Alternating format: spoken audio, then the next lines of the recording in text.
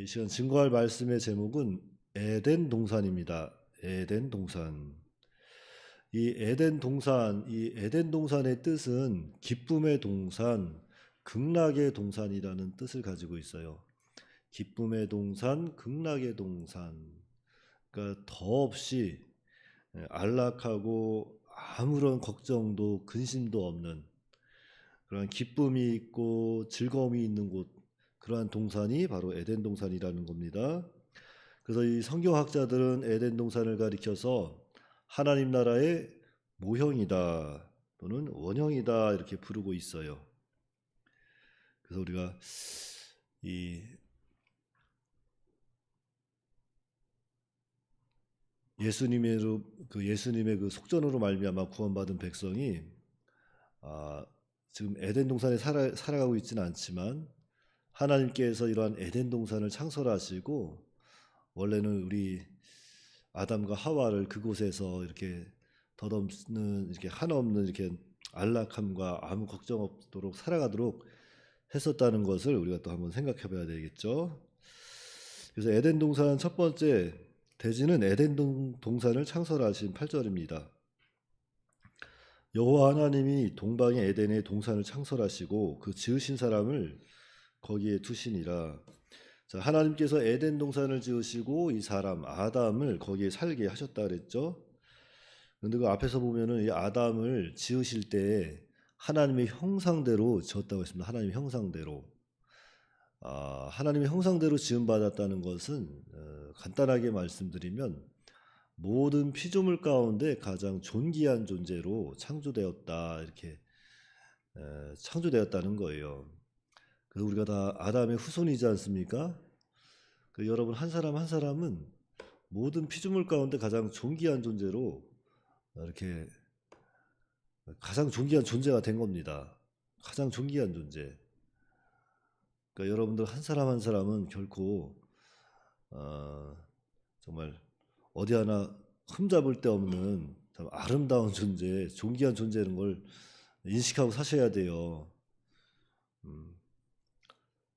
이제 나이를 먹어서 꼬부랑 할머니가 됐다고 하더라도 하나님 보시기에 참 귀한 존재입니다. 그 믿음을 보시고 학식이 많던지 돈이 많든지 이런 건 관계가 없어요. 예수를 믿음으로 말미암아 가장 존귀한 존재가 됐습니다. 그러니까 이런 환경이라든지 이런 상황에 매여서 낙심하지 마시고 하나님께서는 나를 처음부터 이렇게 가장 존귀한 존재로 만들어 주셨구나 이런 은혜 가운데 살아가시기 바래요. 그런데 여기서 하나님의 형상대로 지음받았다고 하는 것은 영적이고 도덕적이고 인격적인 존재, 즉 다스리는 존재로 창조가 됐다는 거예요. 우리가 하나님의 형상대로 지음받았다 그러는데 그 형상이 뭐냐면은 첫째는 영적인 존재, 둘째는 도덕적인 존재, 세 번째는 인격적인 존재, 즉 다스리는 존재로 창조가 됐다는 겁니다.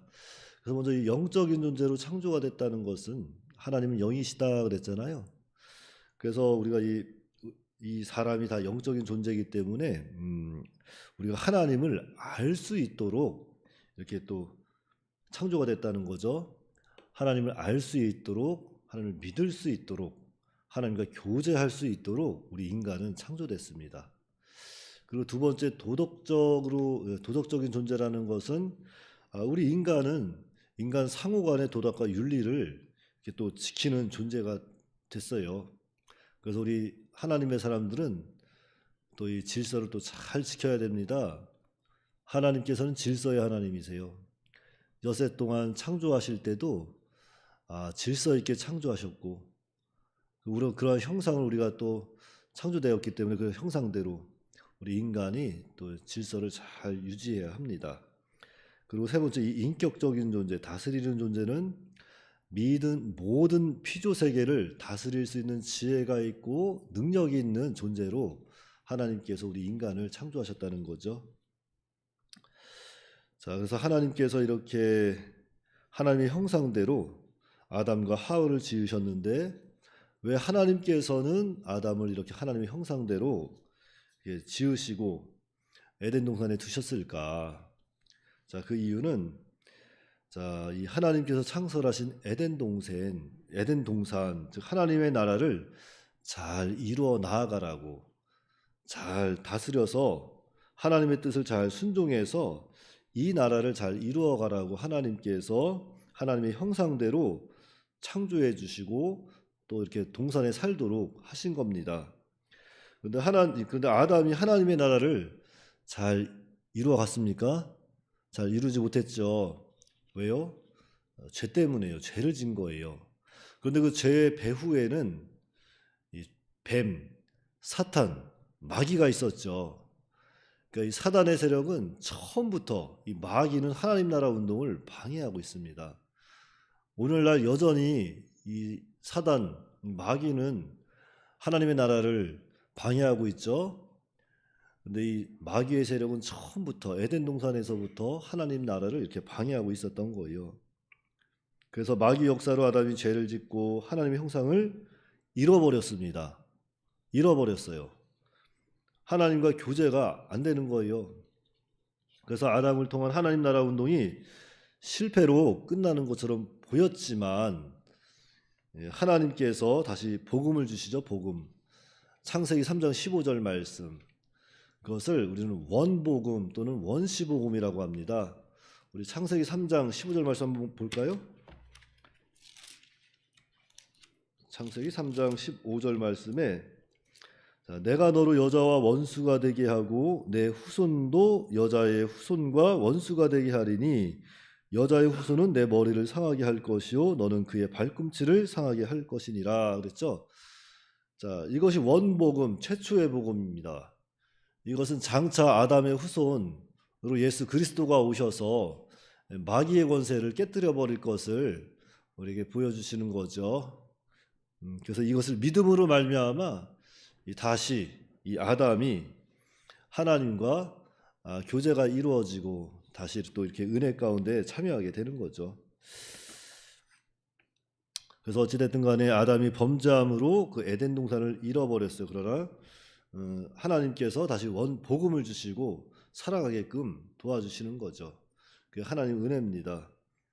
그리고 에덴 동산에는 특징이 있어요. 특징이 있는데 그 첫째가 에덴 동산은 죄가 없다. 죄가 없는 곳이 에덴 동산이에요. 그리고 두 번째는 하나님이 함께 계신 곳이 에덴 동산이고 그 세 번째는 하나님의 명령을 지켜야 사는 곳이 에덴 동산입니다. 그런데 이 아담은 범죄함으로 말미암아 에덴 동산에서 쫓겨나게 되는 거죠. 그리고 두 번째 대지는 에덴 동산에 있는 세 가지 나무 9절입니다.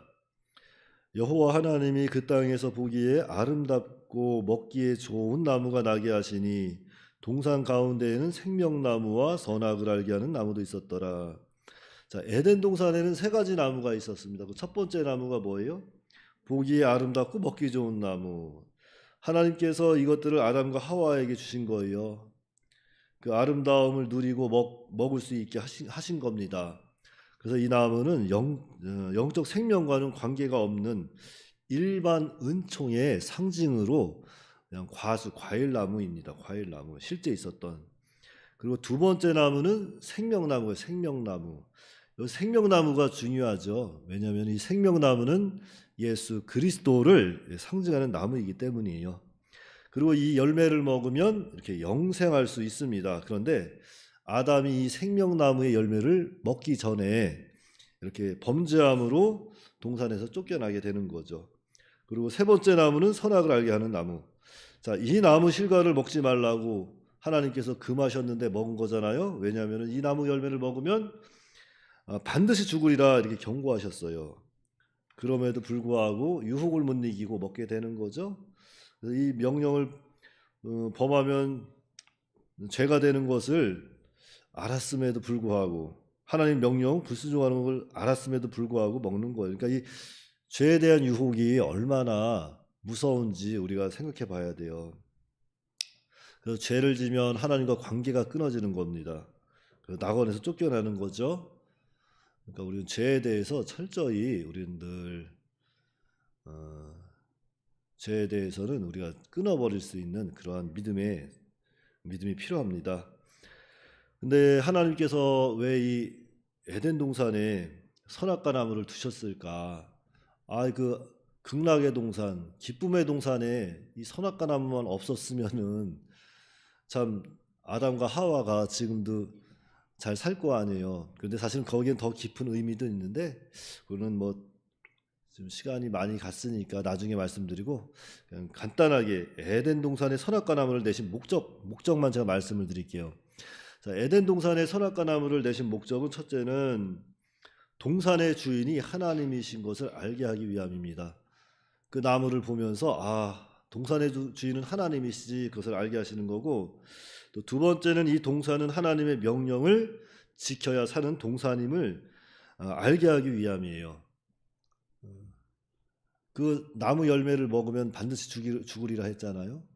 그것을 보면서 그걸 깨닫는 겁니다. 그 세 번째는 다른 나무들은 하나님께서 허락하신 줄 알고 감사하기 위함입니다. 감사하기 위함. 그리고 네 번째는 사람으로 하여금 하나님을 늘 기억해서 하나님을 섬기며 살게 하기 위함이다. 그래서 이 네 가지가 선악과를 내신 목적인데 그와 동시에 이것은 11조의 근원이 된다고 해요. 그러니까 하나님께서는 에덴 동산을 창설하시고 아담과 하와를 두셨는데 그 두신 목적이 뭐라 했어요? 하나님의 나라를 잘 이루어가라고 거기에 두신 거예요. 그러니까 오늘날 우리에게 적용한다면 하나님께서 이 땅에 예수님을 보내주시고 우리를 예수님을 믿음으로 말미암아 구원해 주신 그 은혜는 은혜를 우리가 생각해 본다면 우리가 이 땅에 살면서 이 하나님의 나라를 우리가 잘 이루어 나가야 되겠죠. 이루어 나가야 되겠죠. 하나님의 사람으로 살면서 특별히 하나님께서 우리에게 맡겨주신 사명, 복음 전도의 사명을 또 충실히 감당하고 또 하나님께서 우리에게 명령하신 하나님의 말씀, 성경 말씀을 생명과 같이 여기며 날마다 읽고 듣고 지킴으로 이 하나님의 나라를 우리가 이 땅에 살면서 이 세상 그리고 나의 안에 있는 정말 아주 보이지 않는 하나님의 나라지만 영적 하나님의 나라를 성전을 잘 건축해서 정말 하나님을 기쁘시게 하고 또 그 모습을 통해서 많은 사람들에게 참된 유익을 주는 그러한 우리가 다 되어야겠습니다. 네, 기도하겠습니다. 하나님 아버지 은혜를 감사합니다. 하나님께서 에덴 동산을 창설하시고 아담과 하와를 지으셔서 하나님의 나라, 하나님의 동산을 잘 또 이렇게 이루어가라고 하였지만 아담이 죄를 지음으로 말미암아 그 에덴 동산에서 또 쫓겨나게 됐는데 하나님은 그 아담을 그냥 버리지 아니하시고 원복음을 주셔서 다시 살게 하셔서 정말 하나님의 사랑을 보여주심을 감사를 드립니다. 참 오늘날 우리도 예수님을 믿음으로 말미암아 참 구원받은 하나님의 백성이지만 우리가 너무나도 연약해서 때로는 넘어지고 실수하고 하나님 앞에 죄를 지을 때가 너무나도 많았습니다. 하지만 하나님께서 저희들을 너무나도 사랑하여 주셔서 우리가 하나님 앞에 진정으로 회개하면 하나님께서 피와 같이 붉은 죄라도 다 용서해 주신다는 것을 우리로 하여금 또한 깨닫게 하여 주시고 또 사랑하게 하심을 감사를 드리오니 항상 이 은혜를 우리가 잊지 아니하고 하나님 앞에 늘 감사 생활할 수 있도록 붙잡아 주시고 무엇보다도 우리가 이 땅에서도 하나님의 명령을 잘 순종해서 하나님의 나라를 이루어 나가는데 조금 더 부족하지 아니하도록 붙잡아 주시고 죄가 우리 마음속에 들어왔을 때는 그 죄를 철저히 회개해서 하나님 앞에 바로 서는 우리가 다 될 수 있도록 은혜로 역사하여 주시옵소서. 우리 주 예수님의 이름으로 기도하옵나이다. 아멘.